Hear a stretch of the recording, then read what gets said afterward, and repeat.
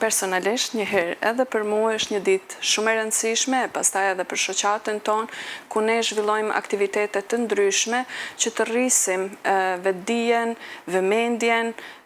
se të drejtat e personave me aftësi të kufizuara nuk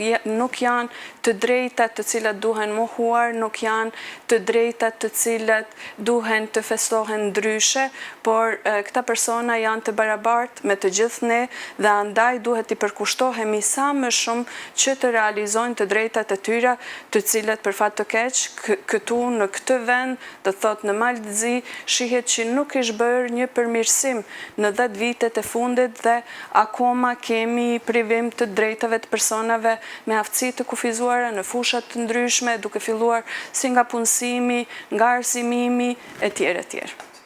Ne edhe pse jemi themeluar në vitin 2009, pasi që është mbyllur zyrja e shoqatës ndërkombëtare Save the Children, i cili ka pas një mision që të përmirësoj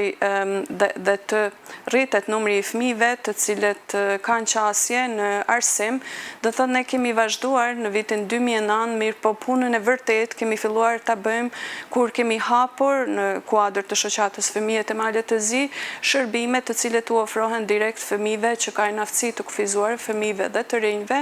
dhe kështu që në vitin 2016 kemi arritur që të bëjmë, do të thotë, një punë të madhe në TUS, duke ditur se këtu akoma nuk kemi një qendër ditore ku fëmijët dhe të rinjt që kanë aftësi të kufizuara të mund të marrin shërbime të përditshme, kështu që është bërë, do të thotë, një zëvendësim dhe shërbime të cilat ato mund t'i marrin në shoqatën tonë janë të hapta, janë të hapura për të gjithë fëmijët nga Tuzi, por nga njëherë kemi të interesuar edhe nga komunat e tjera, nga Podgorica, që vinë të marrin shërbimet këto për arsye se edhe atje në Podgorica ekziston një mungesë e madhe të qasjes së këtyre shërbime, të ofrimit të shërbimeve, kur e dim që